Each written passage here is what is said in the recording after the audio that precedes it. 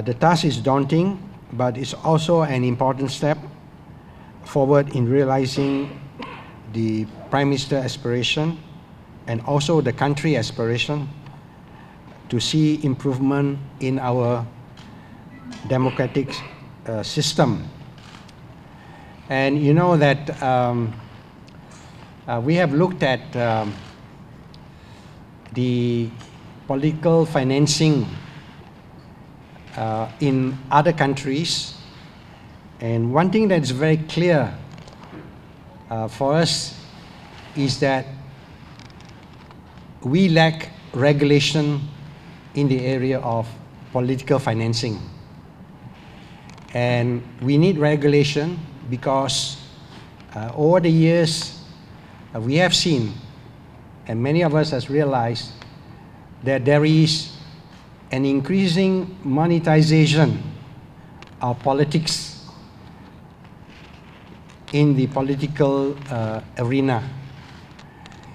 And the area of good governance and integrity in the country cannot be resolved unless we deal and improve and enhance political integrity.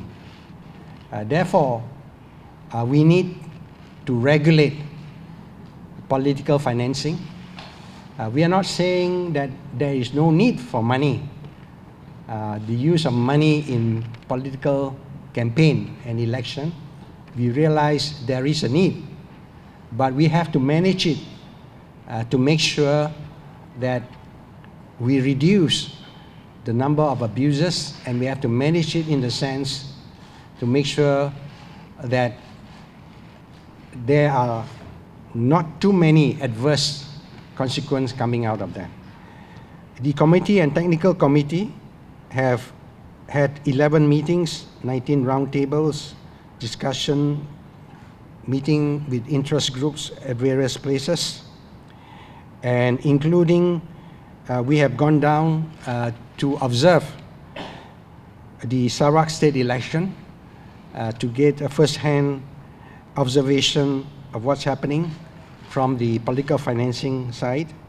And also we have looked at the 2 by-election that were conducted.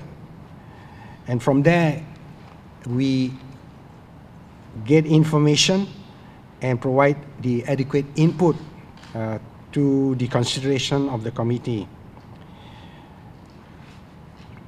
The committee has consulted a wide range section of stakeholders, including some members of political parties.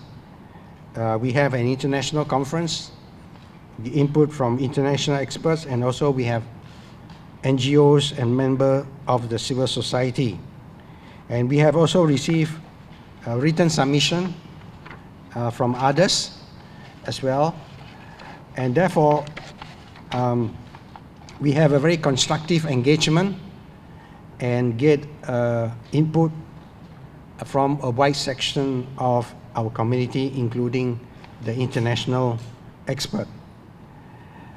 Basically, when we discuss and make our recommendation, we identify 6 key guiding principles that underpin the steps to be introduced. One is the principle of supremacy of the rule of law.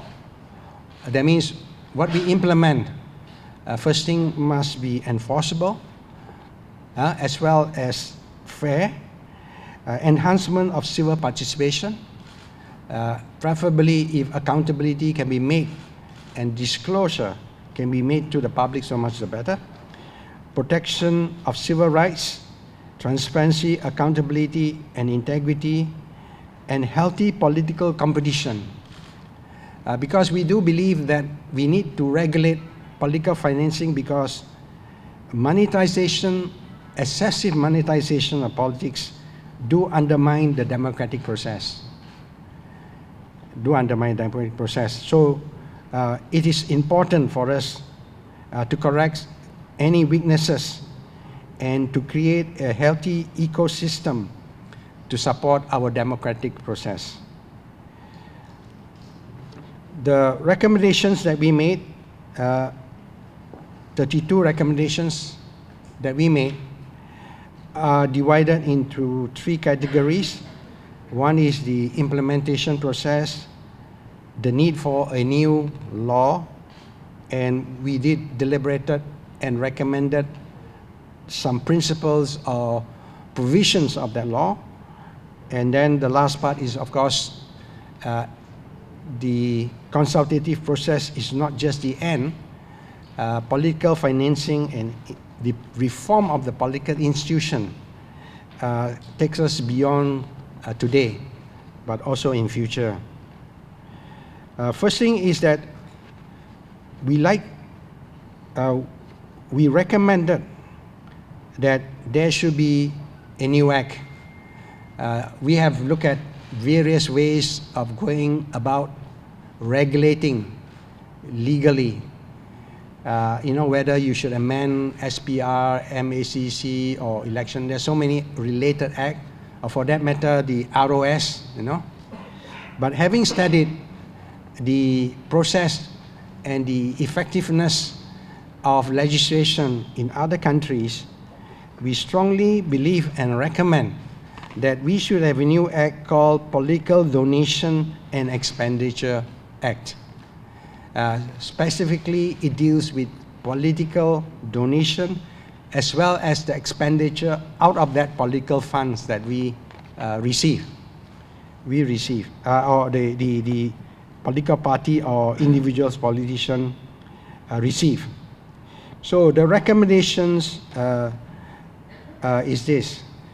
First thing is that the crux of the act, it involved the establishment of a controller, because someone must be responsible for supervising and enforcing the act to make sure that compliance is there.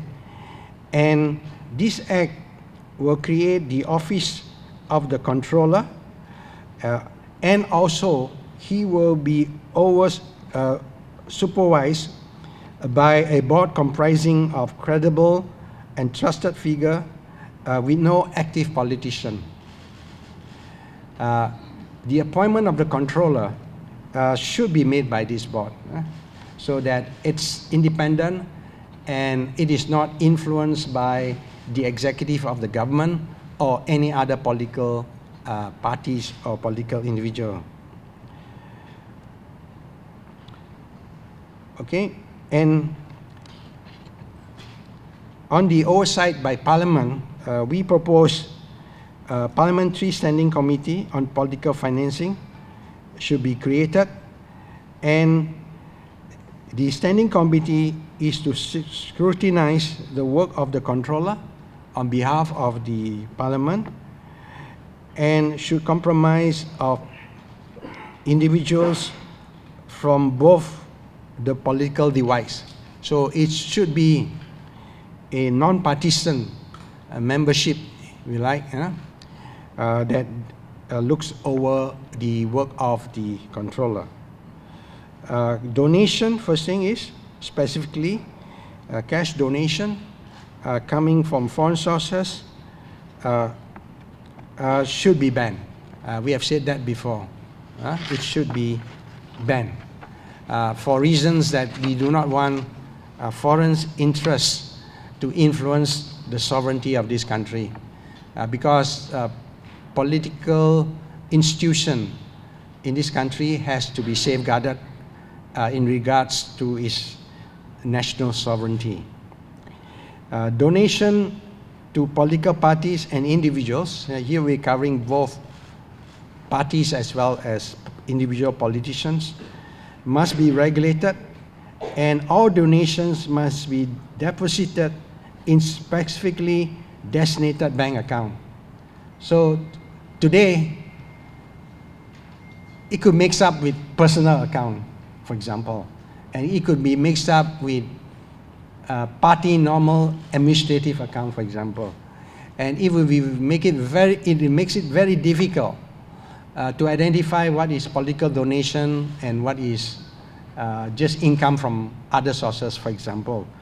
So to make it much more a better oversight, we have suggested that special account be designated to receive political donation as well as to spend according to that account. And this practice, mind you, is very common, almost without exception. All countries provide for that. And the political parties must have organizational bank account, so it's not just the main branch or the head office. It must go down right up to the federal, state, divisional, and branch level. Everyone must have a special account and must be transparent. And the parties at each level are responsible to keep detailed records, documentation of all income and expenditure in and from the account, and they are responsible to obtain the services of auditor certified auditor to audit the record and prepare the audited financial statement for submission to the controller between a specific time. All this can be specified in the Act, when we formulate it. Donation to political parties should be tax deductible because we believe that money given to politics is a genuine expenses to support the political process. And money from unknown sources, if money were donated and cannot explain, that money will be confiscated, should be confiscated under the new Act. And we believe that there should be no cap on the amount of expenditure, because we believe that if people want to donate more to a particular individual or particular party as such, because they believe in the standing and the credibility of that party or individual, and they want to support their manifesto or what they stand for, then by all means. So we don't restrict the amount of donation, and especially even if you have individuals themselves, independent individuals, they should be able to receive support financially as much as possible. But of course, our main point is expenditure, and the amount received must be transparent. The disclosure must be there, and audit must be done.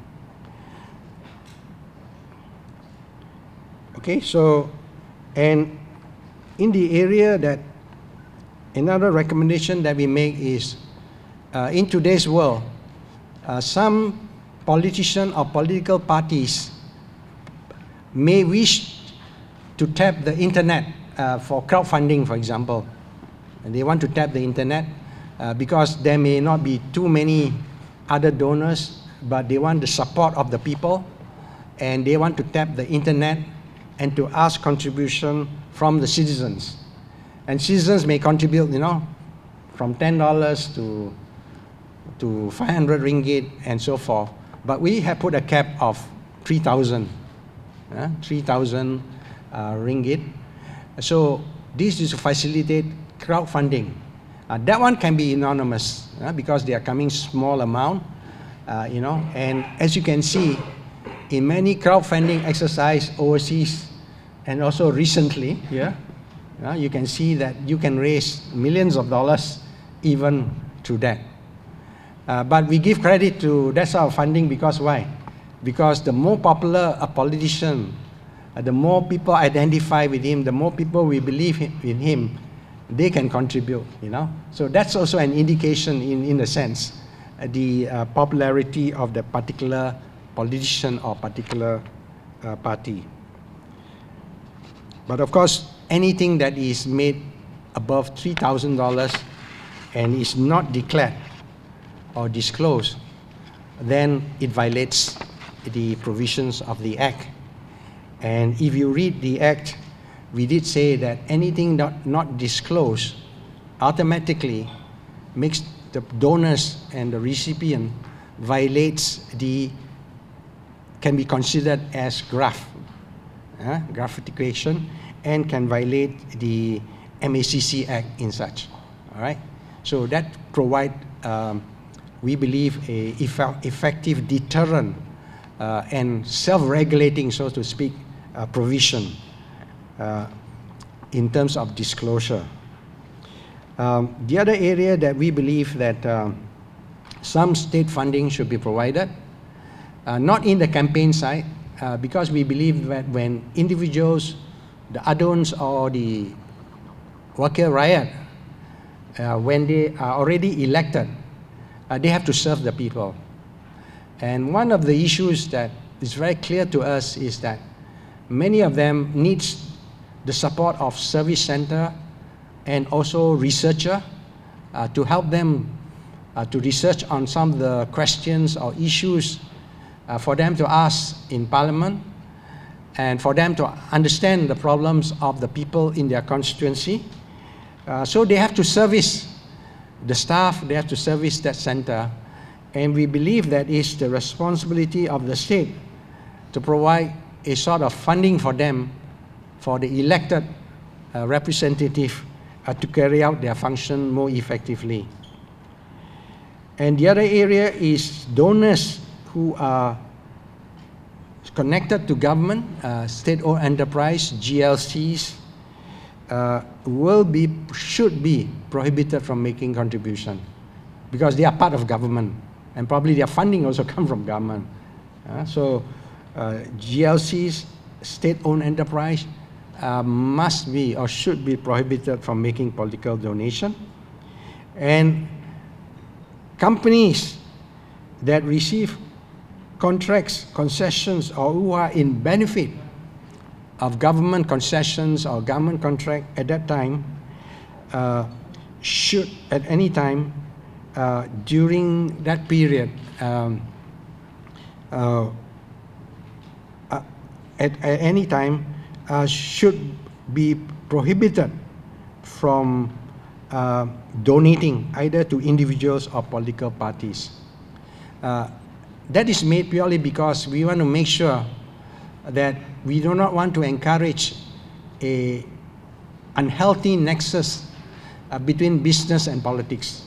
You know, this is not healthy, and especially when donations are made purely to influence government policy or procurement, and it makes whoever in power obligated